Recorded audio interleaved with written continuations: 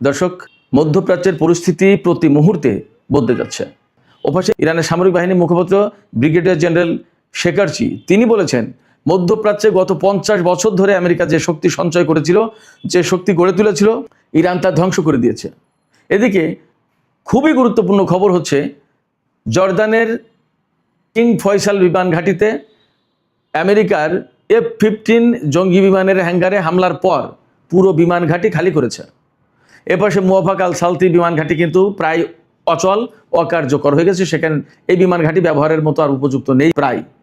এদিকে ইসরায়েলের Ben Gurion বিমানবন্দরে আমেরিকা রিফুয়েলিং ট্যাঙ্কার দিয়ে ভরে ফেলেছে। আর যদি একটি রিফুয়েলিং ট্যাঙ্কার বিমান আনা হয়, তাহলে ইসরায়েলের পক্ষে সেখানে প্রতিদিনকার যে নিয়মিত ফ্লাইট সেগুলো পরিচালনা করা সম্ভব হবে না। প্রশ্ন হচ্ছে, আমেরিকা কেন ইসরায়েলে এত বেশি রিফুয়েলিং ট্যাঙ্কার জড়ো করছে? তাহলে বড় কিছু হতে যাচ্ছে কিনা মধ্যপ্রাচ্যে? যদি এই বড় কিছু হয়, তাহলে ইরান কি করবে? ইরানের প্রস্তুতি কেমন? ইরান বলছে, মার্কিন যে কোনো আগ্রাসন মোকাবেলার জন্য তারা সম্পূর্ণভাবে প্রস্তুত এবং কোনো রকমের ছাড় দেবে না ইরানের পক্ষ থেকে। এপাশে মার্কিন পররাষ্ট্রমন্ত্রী মার্কো রুবিও তিনি অনেকটা এক হাতে লাঠি আর এক হাতে কলা দেখিয়েছেন। তিনি বলেছেন, আমরা কূটনৈতিক উপায়ে সমস্যার সমাধান করতে সবচেয়ে বেশি পছন্দ করি, তবে হামলা অব্যাহত থাকবে। হামলাও চালাবে, আবার ইরানের সাথে কূটনৈতিক আলাপও চালাতে চাই। ঘটনা যখন এমন, তখন ঘটেছে আর এক বিপজ্জনক ঘটনা।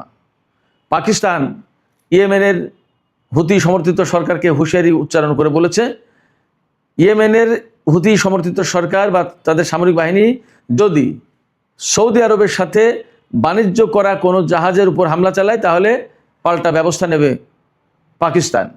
তাহলে কি পাকিস্তান সত্যি সত্যিই মধ্যপ্রাচ্যের এই সংকটে জড়িয়ে যাচ্ছে? পরিস্থিতি তখন কি হবে? ইরানের সাথে পাকিস্তানের সম্পর্ক তাহলে কোথায় গিয়ে দাঁড়াবে? মধ্যপ্রাচ্যের নতুন সমীকরণ কি হবে? এবং এই যে মধ্যপ্রাচ্যকে কেন্দ্র করে যে পরিস্থিতির সৃষ্টি হতে যাচ্ছিল, সেগুলো কি হবে? সুপ্রিয় দর্শক, এই বিষয়গুলো নিয়ে আমি বিস্তারিত আলোচনা করব আপনাদের সাথে। আশা করি শেষ পর্যন্ত সঙ্গে থাকবেন। আর এই সমস্ত বিষয়ে খুবই গুরুত্বপূর্ণ বিশ্লেষণ থাকবে। আশা করি আপনাদের ভালো লাগবে। আর ভিডিও যদি ভালো লাগে, তাহলে শেষ পর্যন্ত সাথে থাকবেন এবং লাইক, কমেন্ট, শেয়ার করে এবং চ্যানেলটি সাবস্ক্রাইব করে আমাদের পাশেই থাকবেন। দর্শক, যেখান থেকে শুরু করতে চাই সেটি হচ্ছে জর্দানের কিং ফয়সাল বিমানবন্দর, বিমান ঘাঁটি মূলত সামরিক উদ্দেশ্যে ব্যবহার করা হয়। এই কিং ফয়সাল বিমান ঘাঁটিতে গত রাতে ইরান যে হামলা চালিয়েছে, সেই হামলায় আমেরিকার একটি F-15 জঙ্গি বিমানের হ্যাঙ্গার পুরোপুরি ধ্বংস হয়ে গেছে। আমি দুপুরের ভিডিওতে বলেছিলাম যে একটি F-15 বিমান ধ্বংস হয়েছে। এখন দেখা যাচ্ছে যে পুরোপুরি হ্যাঙ্গার ধ্বংস হয়েছে। একটা হ্যাঙ্গারে একটা বিমান থাকতে পারে, আবার কয়েকটা বিমানও থাকতে পারে। কয়েকটা বিমান ধ্বংস হয়েছে তা পরিষ্কার না। তবে এই হ্যাঙ্গার ধ্বংস হওয়ার পর এখন পুরো বিমান ঘাঁটি খালি করা হয়েছে, অলরেডি হয়েছে। তার মানে শুধুমাত্র একটা বিমান বা একটা হ্যাঙ্গার ধ্বংস হয়েছে ব্যাপারটা তা না, বড় রকমের ক্ষয়ক্ষতি হয়েছে, যার কারণে এই বিমান ঘাঁটি খালি করা হয়েছে। এবং মার্কিন সেনাদের পক্ষ থেকে এক রকমের ক্ষোভ প্রকাশ করা হয়েছে। জর্দানের যে সমস্ত বিমান ঘাঁটিতে তাদেরকে রাখা হয়েছে, সে সমস্ত বিমান ঘাঁটি স্ট্যান্ডার্ড না, মানে দেয়ালগুলো, বিল্ডিংগুলোর দেয়ালগুলো ভালো কংক্রিটে তৈরি না এবং ইরানি ক্ষেপণাস্ত্রের আঘাতে মোটেই টিকতে পারছে না সেগুলো।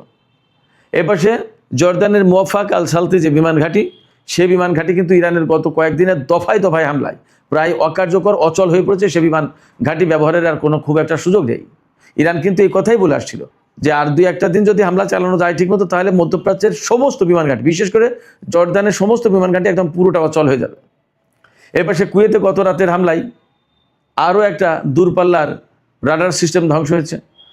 ইরানের পক্ষ থেকে বলা হচ্ছে যে মধ্যপ্রাচ্যে আমেরিকার যে সমস্ত ঘাঁটি আছে, সে সমস্ত ঘাঁটিতে গত কিছুদিনের হামলায়, বিশেষ করে এই 11 দিনের হামলায় একেবারে বেশিরভাগ radar system, early warning system, electronic jamming system, electronic warfare system, তারপরে আদার অনেক কিছু সিস্টেম ধ্বংস করা হয়েছে। যার কারণে মধ্যপ্রাচ্যে আমেরিকার যে চোখ, এইগুলো, এই রাডার, এই সমস্ত সিস্টেমগুলো চোখ ছিল, এগুলোতে দিয়ে দেখতো কে ক্ষেপণাস্ত্র মারছে, কে বিমান উড়াচ্ছে, কে ড্রোন হামলা চালাচ্ছে, কোথায় কে কি তৎপরতা চালাচ্ছে, সমস্ত সবকিছু নজরদারি করতো, দেখতো।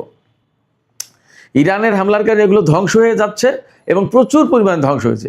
যার কারণে এখন ইরান বলছে যে মধ্যপ্রাচ্যে আমেরিকার যে সব চোখ ছিল, সে সমস্ত চোখ অন্ধ হয়ে গেছে। ব্রিগেডিয়ার জেনারেল শেকারচি তিনি বলেছেন, ইরানের হামলায় আমেরিকার যে সমস্ত ক্ষয়ক্ষতি হয়েছে তা হচ্ছে এই এক কথায় যে গত 50 বছর ধরে আমেরিকা মধ্যপ্রাচ্যে যে সামরিক শক্তি সঞ্চয় করেছিল, যে সামরিক শক্তি গড়ে তুলেছিল, তার সমস্ত সবকিছু মোটামুটি ধ্বংস হয়ে গেছে।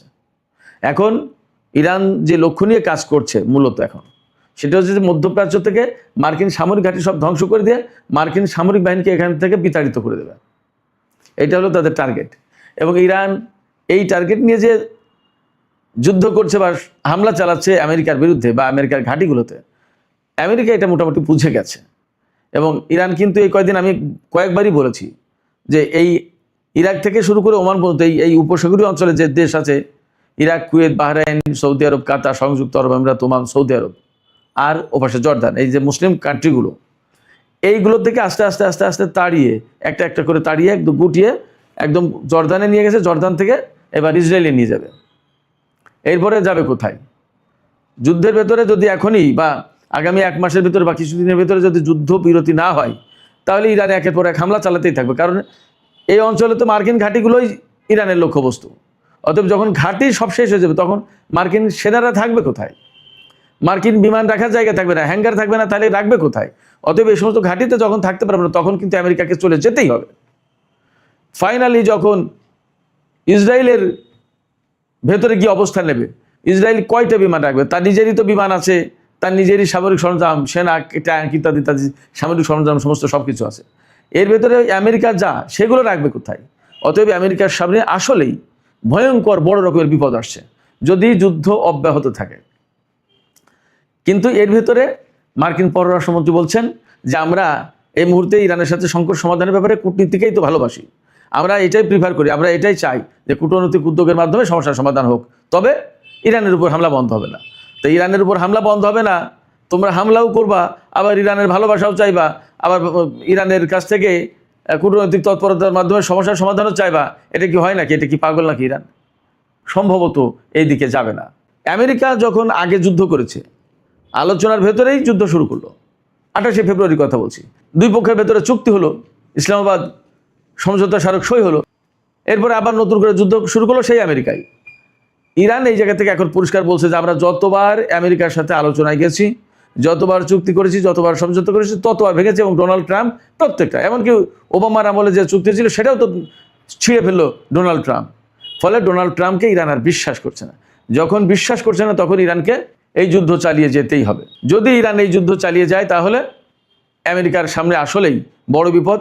মধ্যপ্রাচ্যে আমেরিকার কোনো ঘাঁটি আর রাষ্ট্র থাকবে না। ব্রিগেডিয়ার জেনারেল শেকারচি আজকে সংবাদ সম্মেলনে আরও বলেছেন যে ইরান একদিনের জন্য যুদ্ধের ভেতরে বা যুদ্ধবিরতির সময় একদিনের জন্যও ড্রোন উৎপাদন এবং ক্ষেপণাস্ত্র উৎপাদন বন্ধ করেনি। এবং আজকে একটা ভিডিও দেখলাম, ইরান দেখাচ্ছে যে তাদের হাতে আরাস-2, যেটা সবচেয়ে ডেঞ্জারাস কামিকাজি ড্রোন বলা হচ্ছে, 2000 কিলোমিটার তার পাল্লা এবং 150 কেজি বোমা বহন করতে পারে। এই আরাস ড্রোনের সংখ্যা দেখালো কত শত, তার কোনো লেখাজোখা নেই, এত বেশি। এবং ইরানের প্রেসিডেন্ট কয়েকদিন আগে বলেছে যে এখন যে যুদ্ধ চলছে, এইভাবে যদি যুদ্ধ চলে, তা আগামী 10 বছরে একটা না ইরান যুদ্ধ চালিয়ে যেতে পারবে, তাতে অস্ত্রের কোনো ঘাটতি পড়বে না। শুধু তাই না, মজার ব্যাপার হচ্ছে এই যে ইরান হামলাগুলো চালাচ্ছে এবং আমেরিকা ঠেকাতে পারছে না। আমেরিকার সেনারা বলছে কথা যে ইরান যখন ক্ষেপণাস্ত্র ছুড়ছে, তখন আমরা দেখতে পাচ্ছি যে একটা টার্গেটে এসে হামলা করবে এবং আমরা সেই টার্গেট ঠেকানোর জন্য প্রস্তুতি নিচ্ছি। তখন এই ক্ষেপণাস্ত্র উড়ে আসার পথেই সে কয়েকবার দিক পরিবর্তন করছে এবং লক্ষ্যবস্তু পরিবর্তন করছে। তখন আমরা বিভ্রান্ত হয়ে পড়ছি যে কোন লক্ষ্যবস্তুতে ইরানি এই ক্ষেপণাস্ত্র হামলা চালাবে আর আমরা কোন দিকে মারবো ইন্টারসেপ্টর, আমরা ক্ষেপণাস্ত্র মারবো কোন দিকে ওই ক্ষেপণাস্ত্রকে ধ্বংস করার জন্য। ফলে আমরা ক্ষেপণাস্ত্র মারছি আর ইরানের ক্ষেপণাস্ত্র দিক পরিবর্তন করছে, ম্যানুভার করছে এবং সে ক্ষেপণাস্ত্রকে ধ্বংস করা যাচ্ছে না, আমাদের এখানে সে ব্যাপকভাবে হামলা চালাচ্ছে। এক ভয়ঙ্কর বিপদ আছে, খোদ আমেরিকার সেনারা বলছে। এই ব্যাপারে ইরানের বর্তমান ভারপ্রাপ্ত প্রতিরক্ষা মন্ত্রী তিনি বলেছেন ইরানের হাতে যে সমস্ত অস্ত্র আছে তা তাদের নিজেদের তৈরি এবং এগুলো খুবই মানসম্মত এবং নিজেদের তৈরি অস্ত্র দিয়েই তারা আমেরিকাকে কাবু করছে। আমি এখানে একটা কথা বলি, আমি বহু বছর আগে থেকেই বলে আসছিলাম যে আমেরিকার যে অস্ত্র আছে তা মোটামুটিভাবে সারা বিশ্বে পরিচিত, সবার কাছে বিক্রি করে, সবাই জানে কার কাছে কি আছে, আমেরিকার ধার শক্তি কেমন। এটা গেলে এক। দ্বিতীয় কথা হচ্ছে আমেরিকা যেহেতু বিশ্বের 1 নম্বর পরাশক্তি বলে নিজেকে দাবি করে এবং বহু বছর ধরেই সে ইরাককে ধ্বংস করেছে, লিবিয়াকে ধ্বংস করেছে, সিরিয়াকে, আফগানিস্তানকে, ভিয়েতনামে যুদ্ধ করেছে, এরকম বহু জায়গায় যুদ্ধ করেছে, দেশে দেশে যুদ্ধ করে বেড়ায়। তো এই সমস্ত প্রেক্ষাপটে তারা নিজেদেরকে মনে করতো যে আমরা যা বানিয়েছি এর চেয়ে পৃথিবীতে আর কেউ বড় কিছু বানাতে পারেনি, বানাবে না। কিন্তু ভেতরে ভেতরে ইরান যে এত কিছু তৈরি করে ফেলেছে, এই হাইপারসনিক ক্ষেপণাস্ত্র তৈরি করে ফেলেছে, এটা আমেরিকা টেরও পায়নি। ইরান যখন বলেছে তখন আমেরিকা বা পশ্চিমা গণমাধ্যম তুচ্ছ-তাচ্ছিল্য করেছে, তাই এইটা আবার বানিয়েছে। অনেক আমেরিকা বা পশ্চিমা গণমাধ্যম এইভাবে দাবি করতো যে ইরান দাবি করছে এটা বানিয়েছে। এখন যুদ্ধের ময়দানে গিয়ে দেখে মানে জম দেখার মতো দেখছে এখন। যাই হোক, আমি যা বলতে চাইছি, ইরান তার নিজস্ব অস্ত্র দিয়েই আমেরিকা ইসরায়েলকে কাবু করে ফেলছে। আমি একটা কথা বলি, 2019 সালের 20 জুন পারস্য উপসাগরের আকাশে সেই সময়কার আমেরিকার সবচেয়ে লেটেস্ট প্রযুক্তি যে গ্লোবাল হক ড্রোন ভূপাতিত করেছিল ইরান, যেটার কথা বলেছিল পৃথিবীর কেউ এটা শনাক্ত করতে পারবে না, ইরান শনাক্ত করে সিঙ্গেল মিসাইল শটে ধ্বংস করে দিয়েছিল। কিভাবে করেছিল? সেই গ্লোবাল হক ড্রোন, সর্বাধুনিক ড্রোন ধ্বংস করার কাজে ইরানের খোরদাদ 15, ফার্সিতে বলে পুঞ্জদাহে খোরদাদ, এই ক্ষেপণাস্ত্র প্রতিরক্ষা ব্যবস্থা করেছিল। ওটা তো কমপ্লিটলি ইরানের। সেই সময়কার আমেরিকার লেটেস্ট প্রযুক্তি ড্রোন, আজ থেকে 6-7 বছর আগের কথা, সেই ড্রোন ধ্বংস করেছিল ইরান তাদের নিজস্ব প্রযুক্তিতে। তাহলে আজকে কেন ইরান আমেরিকার বিরুদ্ধে যুদ্ধ করতে পারবে না? ওর চেয়েও তো উন্নত অস্ত্রপাতি, সামরিক সরঞ্জাম ইরানের হাতে আছে। অতএব ইরান যে ডেভেলপমেন্টটা ঘটিয়েছে ভিতরে ভিতরে, এটা কেউ বিশ্বাস করেনি, কল্পনাও করেনি। এই সুবিধাটা এখন ইরান যুদ্ধের ক্ষেত্রে প্রতিদিন এক এক ধরনের চমক দেখাচ্ছে, প্রতিদিন এক এক ধরনের ঘটনা ঘটাচ্ছে, যেটা আমেরিকা কল্পনাও করেনি। আপনারা কল্পনা করতে পারেন মধ্যপ্রাচ্যে এত এত মার্কিন ঘাঁটি, এত বিশাল ব্যবস্থা, সেন্টকমের সদর দপ্তর কাতারের আলুদৈদ বিমান ঘাঁটিতে, এগুলো ধ্বংস করে দেবে পৃথিবীর কেউ কল্পনা করেছিল? আমেরিকা এগুলোর ভিকটিম, এগুলোর শিকার এখন, এটাই বাস্তবতা। যাই হোক সুপ্রিয় দর্শক, আমি এবার ইসরায়েলের বেন গুরিয়ন বিমানবন্দরে আমেরিকা বহু সংখ্যক রিফুয়েলিং ট্যাঙ্কার রেখেছে। কত ট্যাঙ্কার রেখেছে, কেন রেখেছে, এই বিষয়গুলো নিয়ে একটু আলোচনা করি। ইসরায়েলের বেন গুরিয়ন বিমানবন্দরে আমেরিকা 33টি রিফুয়েলিং ট্যাঙ্কার বিমান রেখেছে এবং আরও 7টি বিমান রাখতে চায়। এই বেন গুরিয়ন বিমানবন্দর বা ইসরায়েলের বিমান অথরিটির যে মহাপরিচালক শ্যারন কেদি, তিনি বলছেন আর একটি বিমানও রাখার মতো জায়গা নেই বেন গুরিয়ন বিমানবন্দরে। যদি আর একটি বিমান রিফুয়েলিং ট্যাঙ্কার বিমান রাখা হয় তাহলে প্রতিদিন অন্তত 30টি ফ্লাইট বাতিল করতে হবে। একটা বিমান রাখলে 30টি ফ্লাইট বাতিল করতে হবে, তার মানে প্রতিদিন 5000 টিকিট ক্যান্সেল, বাতিল হবে। পরিস্থিতি কতটা ভয়াবহ কোথায় দেখেন। তার মানে আমেরিকার বিপুল সংখ্যক রিফুয়েলিং ট্যাঙ্কার এখন ইসরায়েলের ঘাঁটিতে। প্রশ্ন হচ্ছে, কেন ইসরায়েলের বিমান ঘাঁটিতে রিফুয়েলিং ট্যাঙ্কার? এই রিফুয়েলিং ট্যাঙ্কার ইসরায়েলের বিমান ঘাঁটিতে এই কারণে আমার কাছে দুটো ব্যাখ্যা হতে পারে, আমি দুটো বিশ্লেষণ দিচ্ছি। একটা হচ্ছে ইরানের উপরে চরমতম হামলা হবে। আমি পরশু বা গতকালকে বলেছি যে প্রচণ্ডতম হামলা চালানোর জন্য আমেরিকা তার ম্যাক্সিমাম শক্তি এখানে আনছে, যার কারণে হিউজ বিমান হামলা করবে। এই বিমান হামলা চালানোর জন্য বেশিরভাগই ইসরায়েলের ঘাঁটি থেকে বা জাহাজ থেকে হবে। তো তখন বিমানের ফুয়েল দরকার হবে এবং একের পর এক হামলা চলতেই থাকবে। বিমানের জ্বালানি শেষ হবে, আকাশ থেকে নেবে, আবার শুরু করবে। ব্যাপারটা যদি তাই হয় তাহলে অনেক রিফুয়েলিং ট্যাঙ্কার দরকার। এজন্য আমেরিকা, ইউরোপ, আমেরিকা যেখানে যেখানে তার যুদ্ধ বিমান আছে সব হয়তো এইদিকে এনে জড়ো করেছে এবং এই রিফুয়েলিং ট্যাঙ্কার এখানে এনেছে বড় রকমের ইরানের বিরুদ্ধে হামলা চালানোর জন্য। এটা একটা কারণ হতে পারে।